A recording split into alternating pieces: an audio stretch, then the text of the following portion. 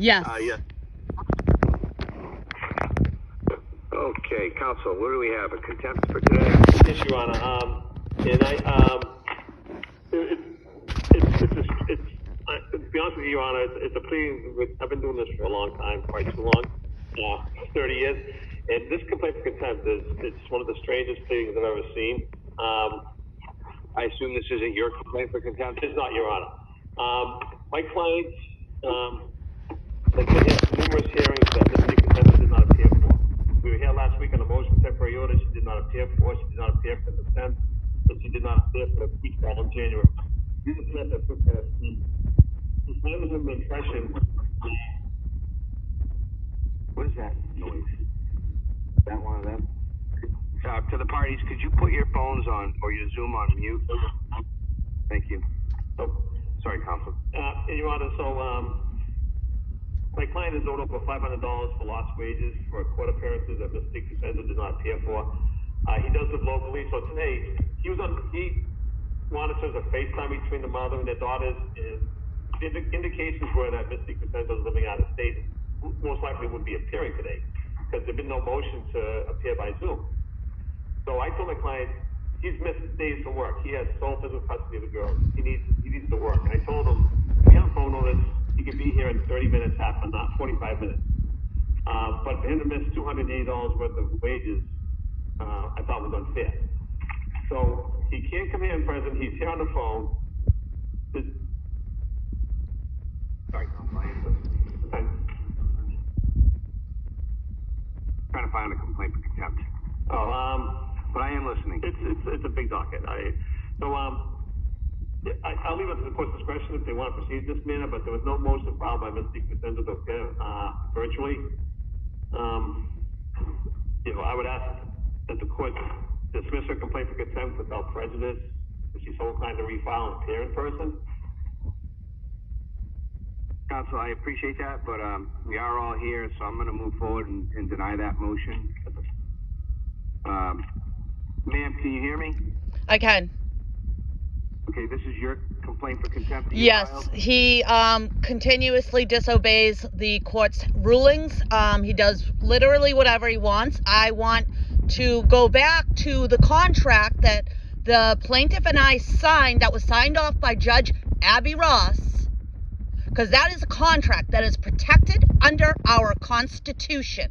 It is a constitutional right that judges obey contracts. This judge, Judge Black, did not obey a constitutionally protected contract, and she kidnapped my children for no good reason. I want my children back, and I want that contract obeyed, because that was signed off by a judge. The separation agreement is a contract. Had the court respected my constitutional rights and that contract, there wouldn't be all these court sessions to begin with. So I would like the court to make right what they made wrong. So, ma'am, I'm looking at your complaint for contempt. What you're alleging here is that there was a court order on June 19, 2020, and you're asking him not to permit the children to be in the presence of Kyle Woodman? The court is facilitating the trafficking of my children. He is bringing them over to Kyle Woodman's mother's house. He, the plaintiff and his attorney, submitted the evidence to the court proving that. So now the court is enabling the trafficking of my children, and it needs to end. Anything else you want to add, ma'am? No, anything else you want to add? I want this contract abided by. There was never any reason that the court had outside. The court stated that I lost my children because I let them stay with their father for 2 weeks. That is not a reason to take children away from their mother. That's called kidnapping. So I want my children back today. And Counselor, what is the current court order on custody? And also I want to say that I do have that recorded. Ma'am? I'm asking Counsel a question. I'll get back to you. Okay. My client's had physical custody of the girls for a couple of years now. The mother was having parenting time supervised by a third party. She was not allowed to have a boyfriend present at these visits. We had pictures of her with the boyfriend and the girls at a featuring Uno. The girls report the boyfriend was there. So on May 21st, 2021, the mother was ordered to have supervised visits paid by a supervisor. She has not had visitation with the girls since then. She's allowed 3 FaceTime visits a week. She's been ordered to undergo alcohol and drug testing, which she has refused to do. Beyond this Kyle Woodman allegation, Kyle's mother, Miss Sharon, is actually Miss DiCrescenzo's sister. The father had the girls went over to see their aunt for a weekend in September 12th to the 13th of 2020. Kyle Woodman was not there. These girls haven't seen Kyle Woodman for 12 years, for multiple years. This was dealt with when Miss DiCrescenzo tried to get a restraining order out of the Malden District Court, which was denied. So my client does not have the girls in the presence of Kyle Woodman. They haven't been over their aunt's house since September because of this issue. You know, she loves the girls, they love her, but because of what Miss DiCrescenzo keeps alleging, now they can't go over and see their aunt. Miss DiCrescenzo, in one of her complaints, she says that my clients refuse blood transfusions, if any. This complaint's all over the place, Your Honor. It's ridiculous. And my client has done nothing wrong.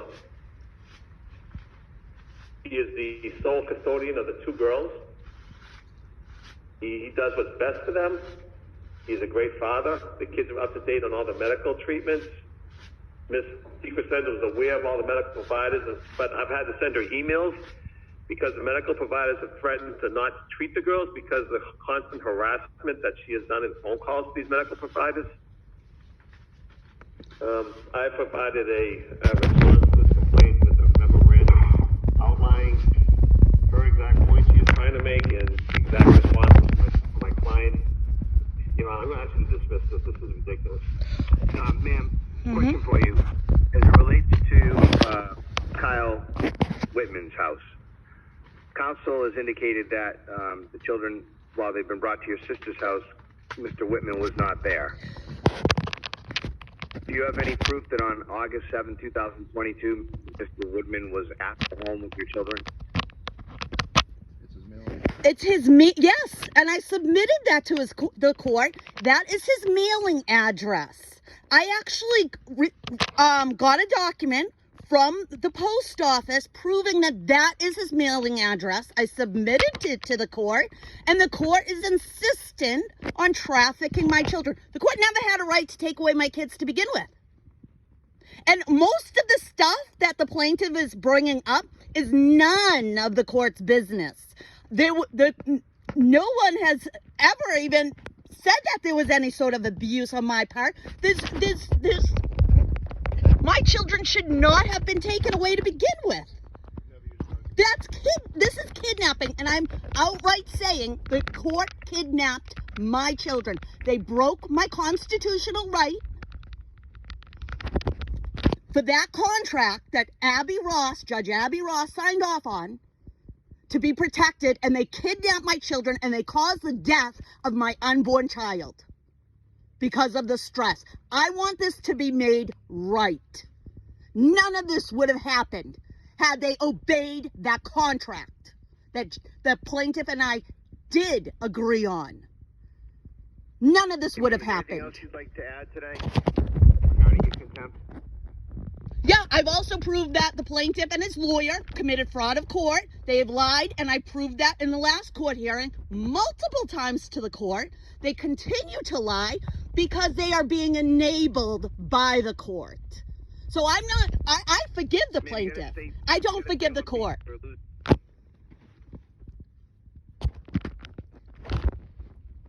As I proved in the last court hearing, the plaintiff and his lawyer has lied numerous times to the court.